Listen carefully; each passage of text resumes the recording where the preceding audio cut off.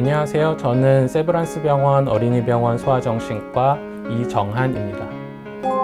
우선 새학기 증후군에 대해서 먼저 말씀을 드리겠습니다. 새학기 증후군은 우리가 새 학년이 되거나 새 학기에 들어갔을 때 아이들이 적응 과정에서 거칠 수 있는 하나의 현상이라고 이야기를 할 수 있는데요. 대부분은 이것이 불안이라던가 아니면 공포 혹은 우울 반응으로 나타날 수가 있습니다. 그런 현상들에는 여러 가지들이 있을 수가 있는데 주로 배가 아프다고 하거나 머리가 아프다고 하고 혹은 학교를 가기 싫다고 반복적으로 얘기를 하거나 아무런 이유 없이 짜증이나 신경질이 늘어날 수도 있습니다. 새학기 증후군과 소아 우울증은 처음에는 구별하기 어려울 수 있습니다. 새학기 증후군은 대신에 학교와 관련된 내용들에 대해서만 반응이 나타날 가능성이 높습니다. 예를 들어서 학교 가는 시간대에만 아이가 힘들어 한다거나 학교를 다녀온 직후에 힘들어하고 평소 생활은 괜찮다면 새학기 증후군을 좀 더 먼저 의심해 볼 수 있을 것입니다. 하지만 만약에 그런 모습들이 일상 전반에 깔려 있다. 신체 통증이나 짜증, 예민함 혹은 무기력감과 같은 다른 모습들이 생활 전반에 퍼져 있다라고 하면 소아 우울증도 한번 같이 의심해 보아야 하고, 새학기 증후군이 처음 의심됐다 하더라도 그 기간이 1개월 이상 장기화될 경우에는 반드시 소아 우울증도 생각을 해 보아야 합니다.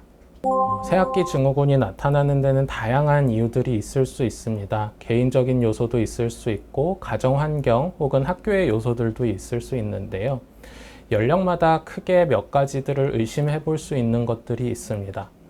유치원생이나 아니면 초등학교 저학년 같은 경우에 가장 많이 의심을 해봐야 되는 것은 분리불안 장애입니다.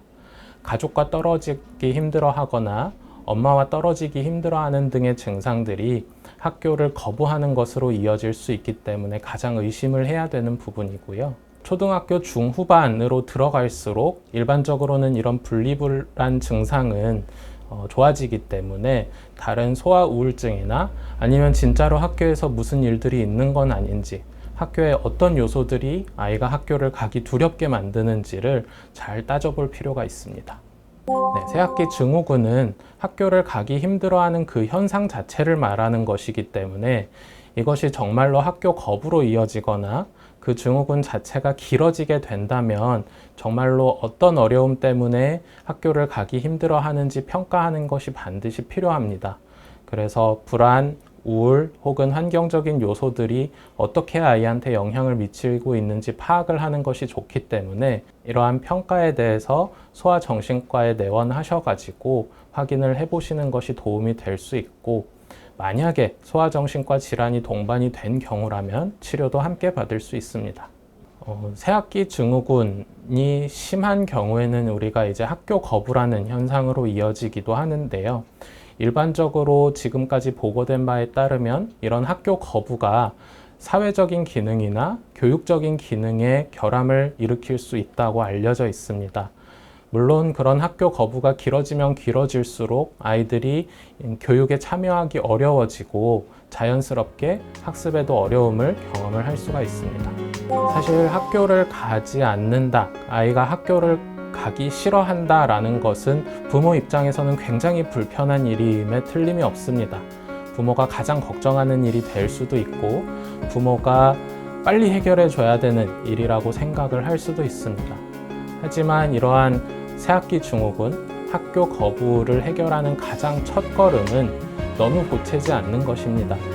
아이들이 왜 이것을 힘들어하는지 충분히 이해하고 같이 상의하고 점진적으로 해결을 해 나가는 것이 중요하기 때문에 혹시나 아이가 새학기 증후군으로 힘들어하고 부모님의 마음이 조급해지더라도 조금은 한 타이밍 늦추고 아이들의 이야기를 들어보면 좋겠습니다.